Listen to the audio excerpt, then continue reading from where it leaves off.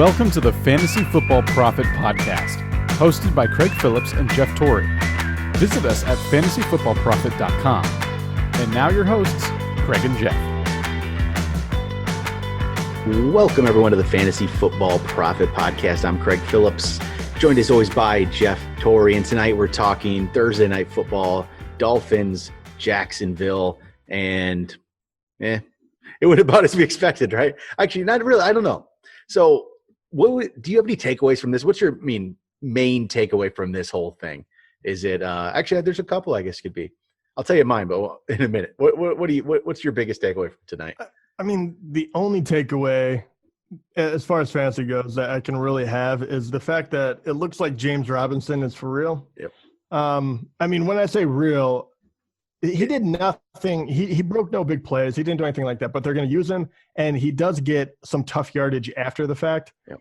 He is clearly the number one there. They're going to use him hell or high water, and he looked good enough. I mean, he did look really solid. Do you wish that you have more kind of like a big play making ability from a position like that? Yeah, but the way they're playing right now, it kind of utilizes his strengths really well. I mean, he got 2 touchdowns, and he got a lot more catches than we're used to seeing, which is great because he was averaging about 4 yards a carry. It was fine.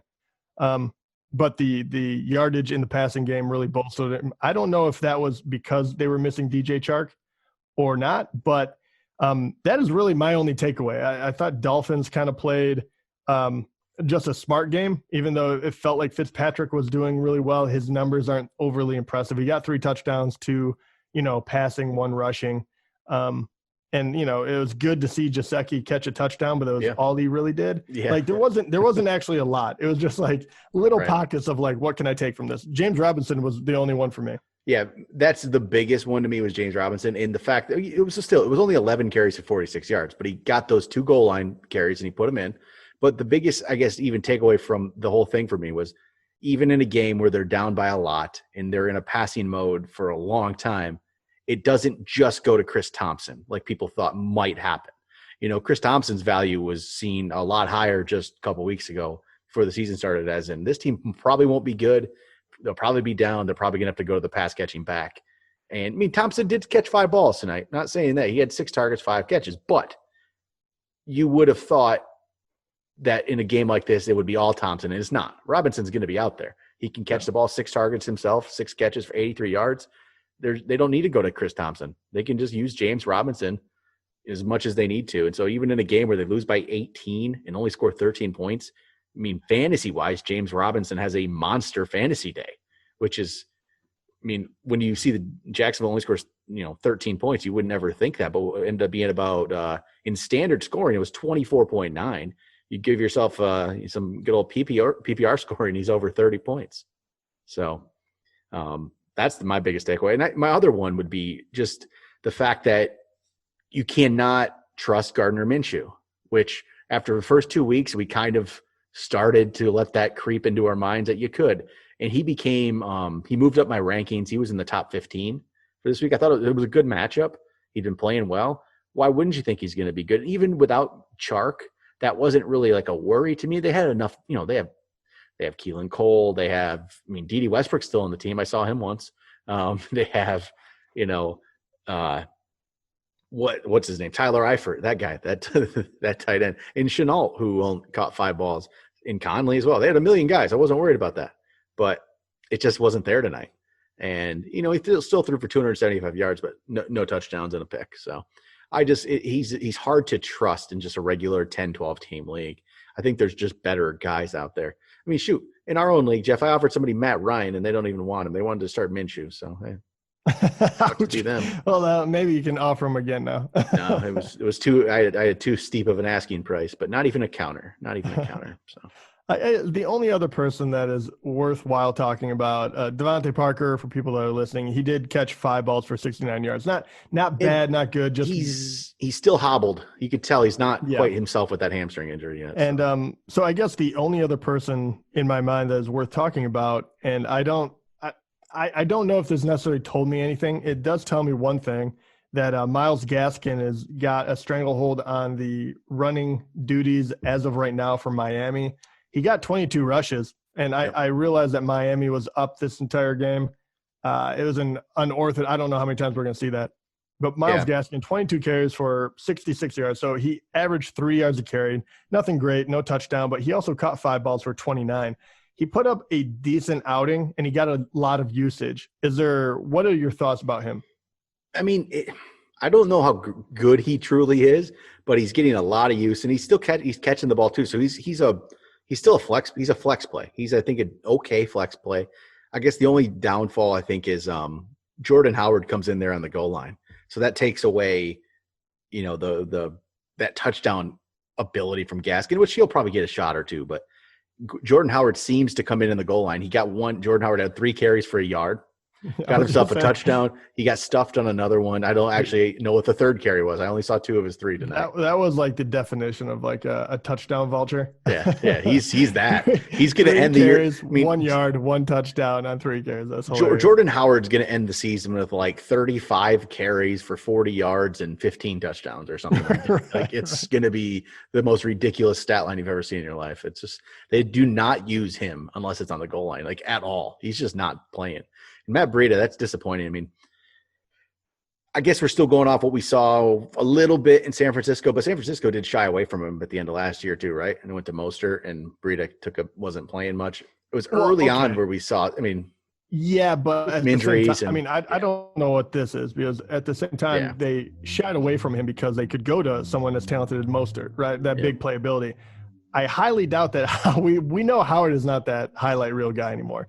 And from what we saw from Myles Gaskin, 22 carries and only averaging 3 yards, I don't think he is either. I don't have any faith that they're going to turn to Breida like we thought originally. Yep. But I still kind of stand by like the thought, like Breida is definitely the most electrifying person in that backfield. I don't know why. I mean, maybe that will change. Maybe we don't know something, and maybe Myles Gaskin just, straight up earned it in practice, and maybe he's more sure-handed, I don't know, in a game that you're up. But as of right now, I mean, he's not even worth having on your team. No, not at all. But I guess I just don't fully understand it. But I mean, I guess maybe we're still just going off of the flashes we saw in San Francisco, which I thought he looked good at times. He really did. And maybe it was more of the 49ers line. Maybe I'm giving him too much credit. Yeah. That could be – that 49ers run game was – remember, we knew basically whoever you threw in that backfield was going to run the ball well. So I think we've had like 5 guys that had big games last year for them. Yep. So that's that. Receiving wise, like you mentioned Parker, that hamstring I think is still hobbling. They mentioned it in the broadcast there, where he just really wasn't. He just wasn't going full out. It didn't look like he was going all out, but he still, got 5 catches on. He caught all 5 targets, right? So if he can get himself healthy, I'm still very interested in Parker for this year. It's just sometimes those hamstrings can just linger and linger and linger. And that's the worry. If he doesn't sit out and he keeps playing, I don't know how healthy he's going to get. And that's a bit of a worry. And then the Preston Williams people who, love Preston Williams. And a lot of the talk was the first 2 games, he had really tough matchups, both of the first 2 weeks. I think Gilmore was on him one of the weeks, and then White from Buffalo was on him as well. So he matched up with 2 great, corners. And that was part of the reason why, he might have struggled.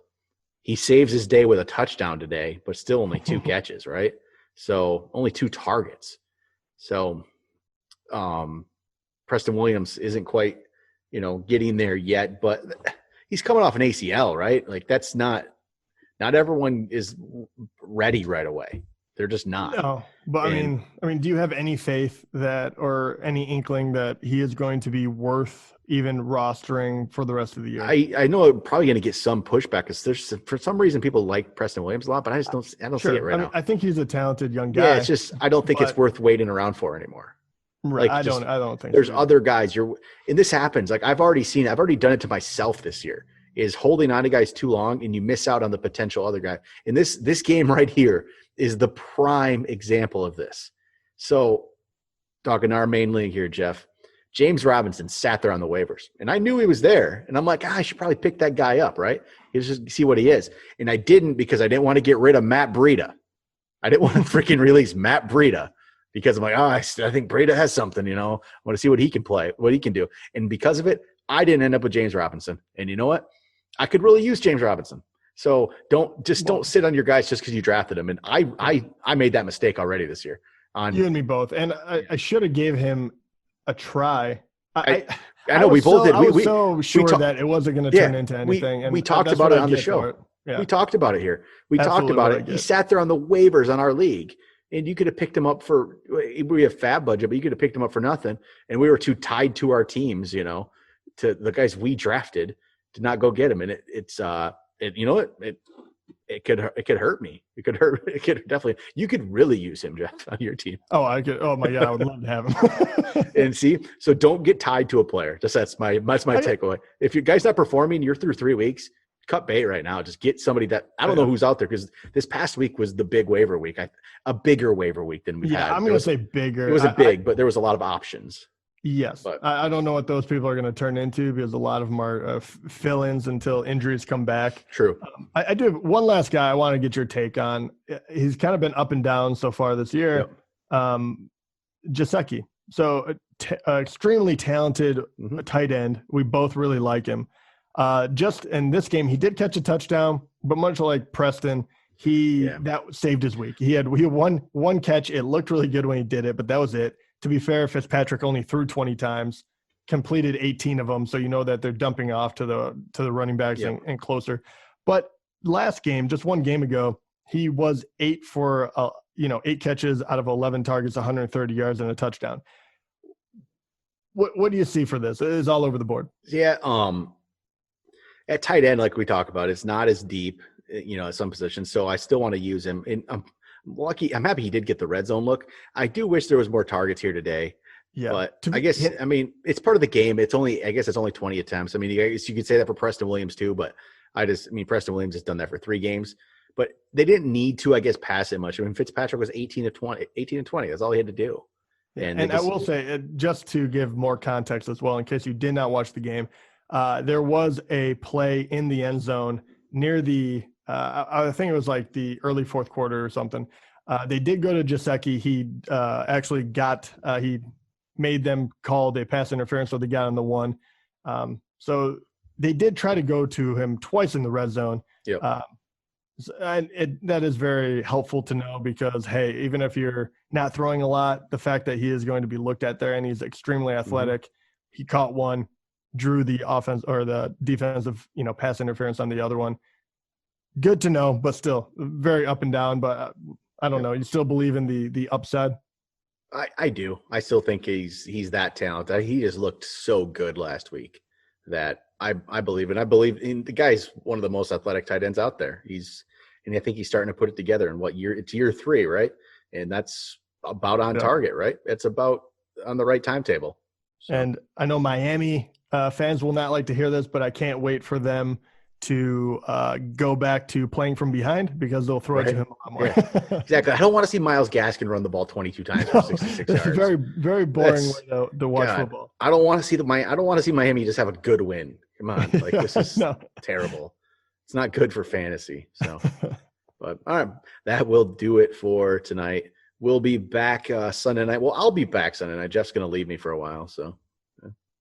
You'll get the lone host for the next couple of episodes. It'd be a good time. So come join me Sunday night. I'll be talking about the action of the day. All right. Talk to you guys later.